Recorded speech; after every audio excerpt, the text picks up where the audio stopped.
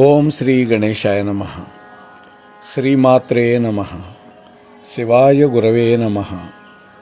శ్రీకృష్ణ పరబ్రహ్మణే నమః. శ్రీరామాయ నమః. శ్రీ గురుభ్యో నమః.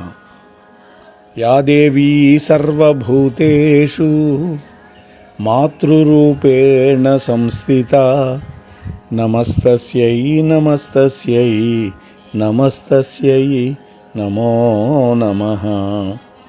ప్రియ భగవద్బంధువులారా, నిన్న నుంచి ఆషాఢమాసంలో శుక్లపక్ష పాడ్యమి నుంచి 9 రోజుల పాటు వారాహీదేవి యొక్క గుప్త నవరాత్రులు జరుగుతూ ఉన్నాయి. ఆ సందర్భంగా నిన్న నవరాత్రుల గురించి కొంత సమాచారం మీతో పంచుకునే ప్రయత్నం చేశాను. ఈరోజు వారాహీదేవి యొక్క గాయత్రి మంత్రం మరొకటి ఉందండి. మహిషధ్వజాయై విద్మహే దండహస్తాయై ధీమహి తన్నో వారాహి ప్రచోదయాత్. ఇది వారాహి అమ్మవారి యొక్క గాయత్రి మంత్రం. ప్రతి దేవతకి ఒక గాయత్రి మంత్రం ఉంటుంది. కాత్యాయనాయ విద్మహే కన్యాకుమారి ధీమహి తన్నో దుర్గి ప్రచోదయాత్ అని మనం దుర్గాదేవికి చెబుతున్నాం. ఇక్కడ మహిషధ్వజాయై విద్మహే దండహస్తాయై ధీమహి తన్నో వారాహి ప్రచోదయాత్. ఇది మంత్రం. దీనిని కనీసం 11 సార్లు, సమయం ఉన్నటువంటి వాళ్ళు 108 సార్లు, మరింత ఫలితం ఆశించే వాళ్ళు 1008 సార్లు జపించుకోవాలి అని మనకి పెద్దవాళ్ళు చెప్పారు. ప్రతిరోజు ఈ 9 రోజుల పాటు ఈ గాయత్రి మంత్రాన్ని, వారాహి గాయత్రి మంత్రాన్ని చక్కగా జపించుకుందాం. ఇకపోతే అమ్మవారికి 12 నామాలతో ఒక స్తోత్రం ఉంది. 12 అంటే 12. ఆంజనేయ స్వామికి 12 నామ స్తోత్రం ఉంది. అలాగే అమ్మవారికి కూడా, వారాహి అమ్మవారికి కూడా 12 నామాలతోటి స్తోత్రం ఉంది. ఈ 12 నామాలతో కూడినటువంటి నామాలని, స్తోత్రాన్ని ఎవరు జపం చేస్తారో వాళ్ళు వజ్ర ఖచ్చితమైనటువంటి పంజరంలో ఉంటే ఎలాంటి రక్షణ లభిస్తుందో అలాంటి రక్షణ లభిస్తుంది. ఎంతో సంతోషంగా కూడా ఉంటారు. అది ఒక్కసారి మనం చూద్దాం. అస్య శ్రీ వారాహి 12 నామ స్తోత్రస్య ఆశ్వాసన ఋషిః అనుష్ఠుప్ ఛందః శ్రీవారాహీ దేవత. శ్రీవారాహీ ప్రసాద సిద్ధ్యర్థం సర్వసంకటహరణ జపే వినియోగః. ప్రతి స్తోత్రానికి కూడా ఒక ఋషి ఉంటాడు. ఈ స్తోత్రానికి ఋషి ఆశ్వాసన మహర్షి. ఏ ఛందస్సులో ఉన్నది అంటే అనుష్ఠుప్. 32 అక్షరాలతో ఉండే శ్లోకాలని అనుష్ఠుప్ ఛందస్సులో ఉన్నది అంటాం. శ్రీమద్ రామాయణం ఎక్కువగా శ్లోకాలు అనుష్ఠుప్లోనే ఉంటాయి. అలాగే మనం నిత్యం చదువుకునేటటువంటి విష్ణు సహస్రనామ స్తోత్రం కూడా అనుష్ఠుప్ ఛందస్సులోనే ఉందండి. అలాగే ఆదిత్య హృదయం అనుష్ఠుప్ ఛందస్సులోనే ఉంది. ఇటువంటి కొన్ని స్తోత్రాలు అనుష్ఠుప్లో మనకు అందించారు. అనుష్ఠుప్ ఛందస్సు పాడుకోవటానికి, తేలిగ్గా కంఠస్థం చేయటానికి అవకాశం ఉంటుందన్నమాట. కాబట్టి వారాహీదేవి యొక్క ప్రసాదం కోసం, అంటే ఆమె యొక్క అనుగ్రహం కోసం, సర్వ సంకటములను పోగొట్టుకోవటం కోసం ప్రతిరోజు జపం చేసి మనం దీన్ని వినియోగంలో పెట్టుకోవాలి. దీంట్లో మొదటి శ్లోకం పంచమీ దండనాథాచ సంకేతా సమయేశ్వరి తథా సమయ సంకేత వారాహి పోత్రిణీ శివా. ఇది మొదటి శ్లోకం. రెండోది వార్తాళీ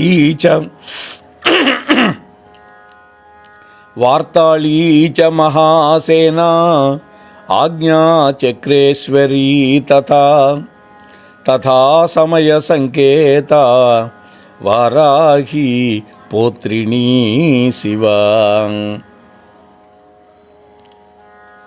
మరొకసారి కొంచెం తప్పు చదివాను.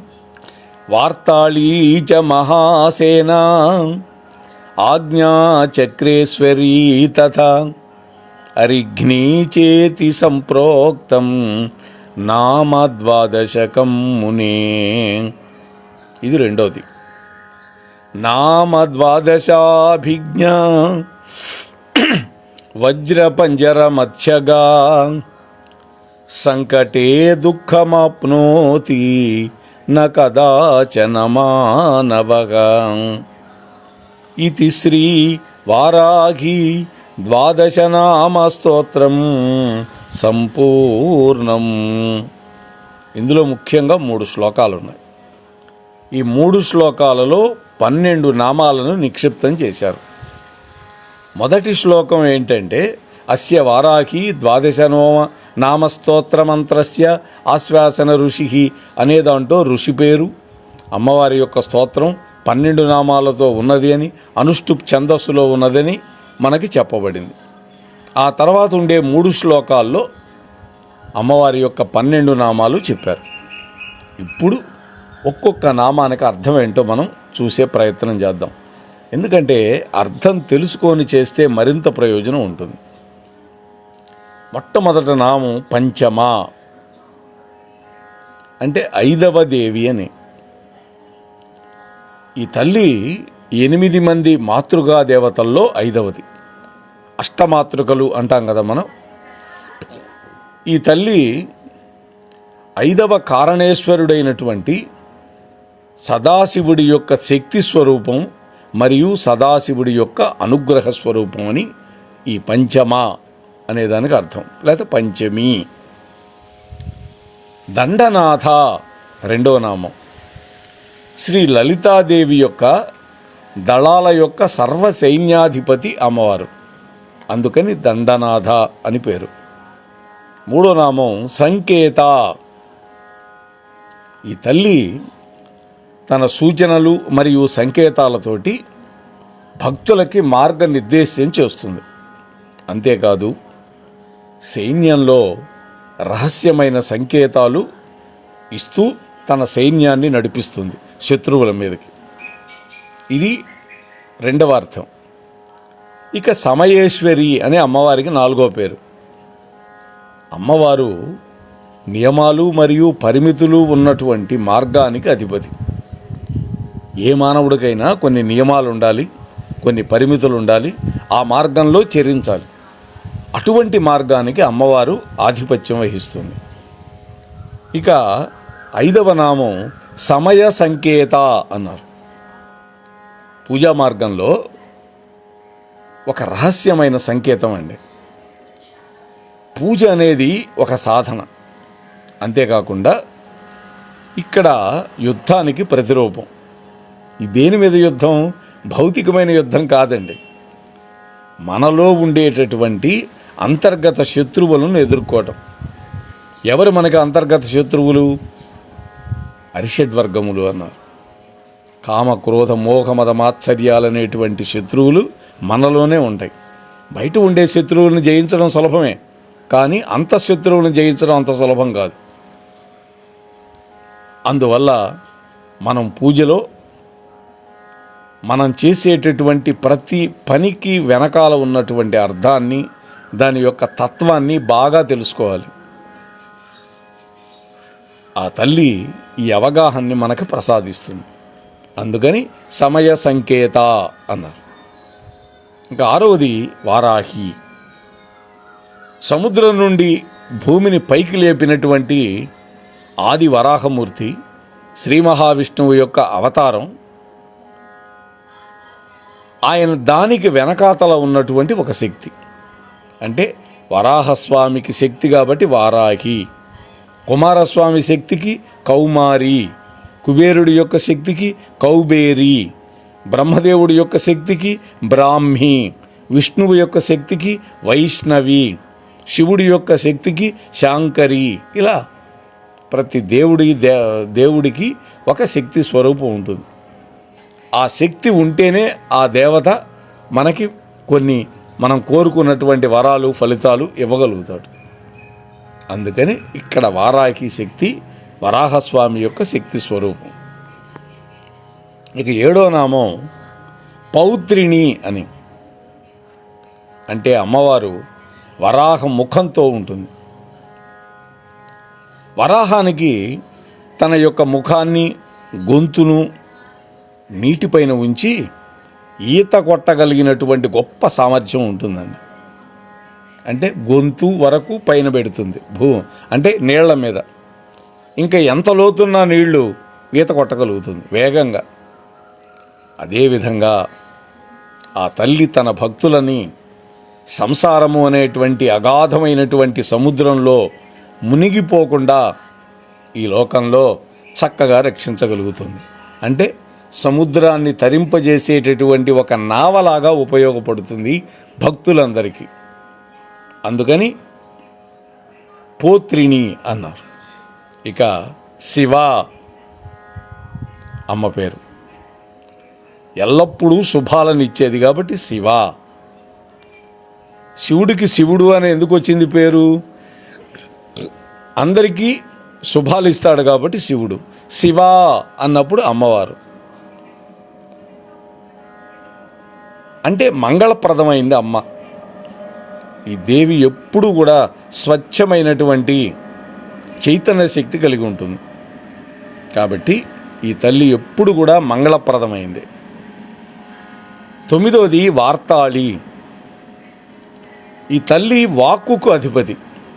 మనం మాట్లాడతాం, ఆ మాటకు అధిపతి అమ్మవారు. వరాహ అవతారం భూదేవిని ఎత్తటానికి తన యొక్క దంష్ట్రాలను ఉపయోగించాడు స్వామి. కోరలు, ఆ 2 కోరల మీద భూమిని పైకి లేపాడు. తాత్వికంగా ఆలోచిస్తే పైకి లేచి ఉద్ధరించబడటానికి సాధనాలు ఏంటండి? వేదాలు. కాబట్టి వార్తాళి అంటే వేదశక్తి అమ్మవారు అని. 10 మహాసేన, గొప్ప సైన్యం కలది. అమ్మవారు సర్వసైన్యాలకి అధిపతి కదా, అందుకని అమ్మవారి వెనకాల గొప్ప సైన్యం ఉంటుంది. ఇక్కడ దేహాన్ని మనం గనక ప్రతిక్షేపిస్తే ఈ యొక్క సందర్భంలో మన దేహంలో ఉండేటటువంటి మాంసము, ఎముకలు, రక్తము అన్నీ కూడా అమ్మవారికి సైన్యాలే. కాబట్టి ఈ దేహాన్ని మంచి స్థితిలో ఉంచడం అనేది ఆ దేవి యొక్క వరప్రసాదం వల్ల మాత్రమే జరుగుతుంది. ఇందులో మన ప్రతిభ ఏమీ లేదు అని సూచించబడింది. 11వ నామం ఆజ్ఞాచక్రేశ్వరి అన్నారు. మానవుడిలో 6 చక్రాలు ఉంటాయి, షట్చక్రములు అంటారు. అంటే అమ్మవారు ముఖ్యమైనటువంటి ఆజ్ఞాచక్రానికి ఆధిపత్యం వహిస్తూ ఉంటుంది. ఈ కుండలిని శక్తి ఆజ్ఞాచక్రం వరకు తీసుకువెళ్ళే వరకు సాధకుడు ప్రయత్నం చేయాలి, వ్యక్తిగతంగా ప్రయత్నం చేయాలి, సాధన చేయాలి. కానీ ఇక్కడ కుండలిని ఆజ్ఞాచక్రం నుండి సహస్రార కమలానికి తీసుకువెళ్ళటానికి అమ్మవారి యొక్క ఆజ్ఞ కావాలండి. అంటే అందులో మన శక్తి సరిపోదు. ఈ ఆజ్ఞ దేవి యొక్క అనుగ్రహం. ఇది మనకి గురువు ద్వారా లభిస్తుంది. అందుకనే జీవితంలో ప్రతి వ్యక్తి ఒక సద్గురువును ఆశ్రయించాలి. ఆ మహానుభావుడి ద్వారా మంత్రోపదేశం పొందాలి. వారు అక్షరలక్షలు జపించినటువంటి ఆ మంత్రాన్ని మనకు అనుగ్రహిస్తే మనము దాన్ని జపం చేస్తే మనకు ఎక్కువ ప్రయోజనం కలుగుతుంది. కాబట్టి అమ్మవారు ఆజ్ఞాచక్రేశ్వరి. చిట్ట చివరి నామం 12వది అరిఘ్ని అని, అంటే శత్రువులను నిర్మూలించేది అని. సాధారణంగా ప్రతి వ్యక్తికి 5 ఇంద్రియాలు, 5 జ్ఞానేంద్రియాలు, 5 కర్మేంద్రియాలు, మనస్సు, ఈ 11 ఉంటాయి. ఈ 11టిని ఏకీకృతం చేసి మనలో ఉండేటటువంటి కామ, క్రోధ, లోభ, మోహ, మద, మాత్సర్యాలు అనేటువంటి అరిషడ్ వర్గాలని జయించాలి. జ్ఞానేంద్రియాలు, కన్ను భగవంతుని మాత్రమే చూడాలి, చెవులు భగవత్ కథలు మాత్రమే వినాలి, ముక్కు భగవంతుడి యొక్క దివ్యమంగళ స్వరూపానికి అలంకరింపబడినటువంటి సుగంధభరితమైనటువంటి పువ్వుల వాసనని ఆఘ్రాణించటానికి ఉపయోగించాలి. అలాగే రసనేంద్రియం ఉంది, నాలుక. దిక్కుమాలినవన్నీ రుచులు చూసి తినటానికి కాదు, భగవంతుడి యొక్క నామాన్ని ఉచ్చరించడానికి నాలుకను వాడాలి అన్నారు. అలాగే చర్మం, భగవంతుడి నుంచి వచ్చేటటువంటి గాలి మన శరీరానికి సోకితే మన శరీరం ధన్యమైపోతుంది. కాబట్టి పంచేంద్రియాలకు ఉండేటటువంటి ఉన్మాదాన్ని తొలగించేటటువంటి శక్తి అరిఘ్ని శక్తి. ప్రతి వ్యక్తికి అది ఉన్మాదమే. పంచేంద్రియాలు, పంచేంద్రియోన్మాదము నిర్మూలించి అంటాడు పోతన గారు గజేంద్ర మోక్షణంలో. కాబట్టి 5 ఇంద్రియాలకు ఉండేటటువంటి తుళ్ళు అణిచేసి మనస్సుని భగవంతుడి యొక్క దివ్య పాదాల విందాల దగ్గర పెట్టి మనలో పొడసూపేటటువంటి కామ, క్రోధ, మోహ, మద, మాత్సర్యాలనేటువంటి 6 అంతర్శత్రువులని నిర్మూలించే శక్తి అరిఘ్ని శక్తి. అటువంటి వారాహీదేవి మనందరికీ దివ్యమైనటువంటి భవ్యమైనటువంటి అనుగ్రహాన్ని మన అందరి మీద వర్షించుగాక అని మనవి చేసుకుంటూ, సాధ్యమైనంత వరకు ప్రతిరోజు అమ్మవారి గాయత్రి మంత్రం 11 సార్లైనా, అలాగే అమ్మవారి యొక్క 12 నామాల స్తోత్రాన్ని కూడా ముమ్మాటు కనీసం చదువుకుందాం. ఎందుకంటే 3 శ్లోకాలే కదా. ఈ 3 శ్లోకాలని రోజుకు 3 సార్లు చొప్పున ఈ 9 రోజులు కనుక చదువుకుంటే 9 3 27, 2 7 9 అద్భుతమైన సంఖ్య. ఈ విధంగా మనం చేసుకోవటానికి అమ్మవారి యొక్క దివ్యానుగ్రహం మనందరికీ లభించుగాక. తమ ఛానల్ ద్వారా ఎంతో వ్యయప్రయాస కూర్చి ప్రసారం చేస్తూ ఉన్నారు అక్కునూరి సీతారామమోహన్ రావు గారు. మరి మనమందరం వీక్షిస్తే కదా వీక్షకుల సంఖ్య పెరిగేది, మనమందరం లైకులు ఇస్తే కదా లైకుల సంఖ్య పెరిగేది. మన కామెంట్ కూడా పెట్టాలి. చాలామంది చూస్తున్నారు, లైక్ ఇవ్వడం మర్చిపోతున్నారు, కామెంట్ చేయటం కూడా మర్చిపోతున్నారు. దయచేసి నేను అక్కునూరి వారి తరఫున మిమ్మల్ని అందరినీ కోరుకుంటున్నాను, దయచేసి అందరం ఈ ఛానల్కి సబ్స్క్రైబ్ చేయకపోతే చేద్దాం. అలాగే నచ్చిన వాటన్నిటికీ లైకులు ఇద్దాం, అలాగే కామెంట్ కూడా పెడదాం. మీ బంధుమిత్రులకి పంచండి. ఎందుకంటే మనం ఒక్కళ్ళమే ఆస్వాదించడం కాదు, మధురమైన ఫలాన్ని మనకు లభించినప్పుడు భగవంతుడి యొక్క కథలు మధురమైనవి. అవి అందరికీ పంచితే అందరికీ ప్రయోజనకరంగా ఉంటే మనం కూడా ధన్యులు అవుతాం అని మీతో మరొకసారి మనవి చేసుకుంటూ, ఆ వారాహి మాత అనుగ్రహం మనందరి మీద ఎల్లప్పుడూ వర్షించాలని ప్రార్థిస్తూ ముగిస్తూ ఉన్నాను. స్వస్తి సర్వేషాం.